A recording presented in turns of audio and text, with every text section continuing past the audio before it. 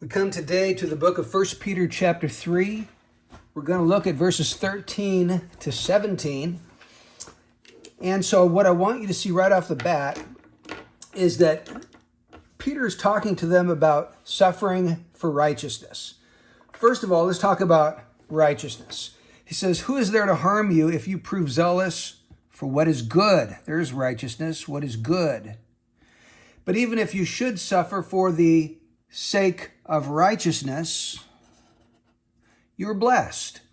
And do not fear their intimidation, and do not be troubled, but sanctify Christ as Lord in your hearts, always being ready to make a defense to everyone who asks you to give an account for the hope that is in you, yet with gentleness and reverence, and keep a good conscience."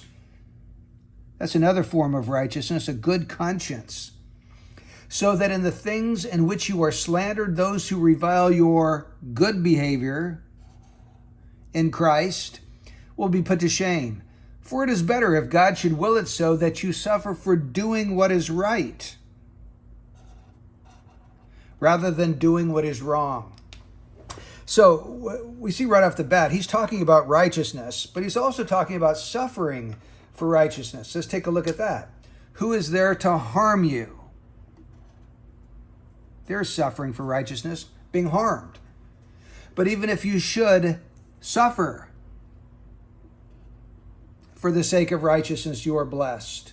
He says down here, "Do not fear their intimidation." So they were being intimidated, and do not be troubled. They were also being troubled by others in their relationship to Christ. And then he goes down here in verse 16, "Keep a good conscience, so that in the thing in which you are slandered, those who revile your good behavior will be put to shame. For it is better if God should will it so that you suffer for doing what is right, rather than for doing what is wrong."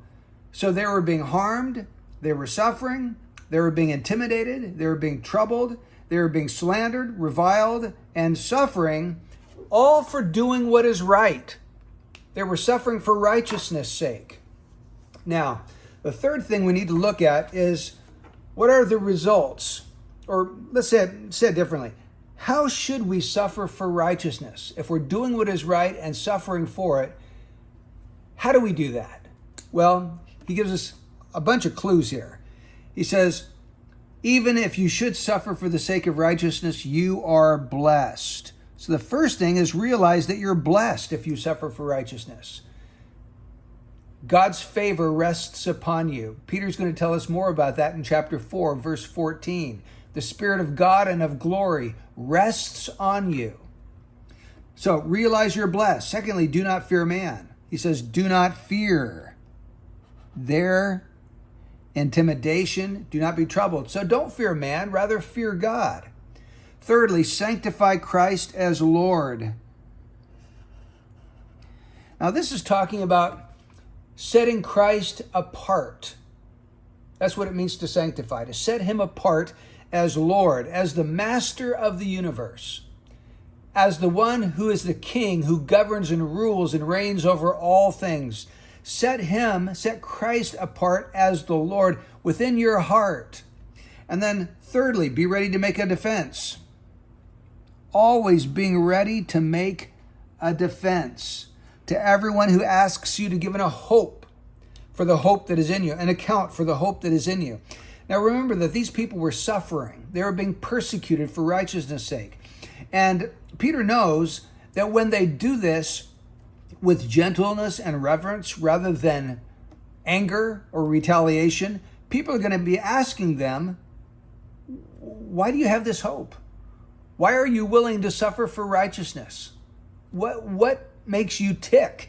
And so he tells them, be ready, because they're going to be asking you to give an account for the hope that is in you. Why else would you be willing to suffer like this unless you have a strong hope that's greater than the fear of this suffering that you're facing? So be ready to make a defense to everyone who asks you to give a hope. And then he says later, number 5, keep a good conscience. So when we're suffering for righteousness, we have to keep a good conscience. Because if people are slandering us, and reviling our good behavior, we need to make sure that we're handling this in a God-honoring way and we have a good conscience. And then finally, realize your sufferings are the will of God. He says, for it is better if God should will it so. And of course, God does will it so when we suffer for righteousness. Realize that your sufferings are the will of God. God has a purpose and a plan in it. God is going to use it for his glory and your good, even though it's painful. Know this, God is in charge. He rules the universe. He's allowed this suffering for righteousness for a purpose. So, my friend, if you find yourself suffering for righteousness in one way or another, remember that you're blessed. Remember not to fear man, but instead sanctify Christ as Lord. Be ready to make a defense if someone were to ask you why you are responding the way you are. Keep a good conscience and realize that your sufferings are the will of God.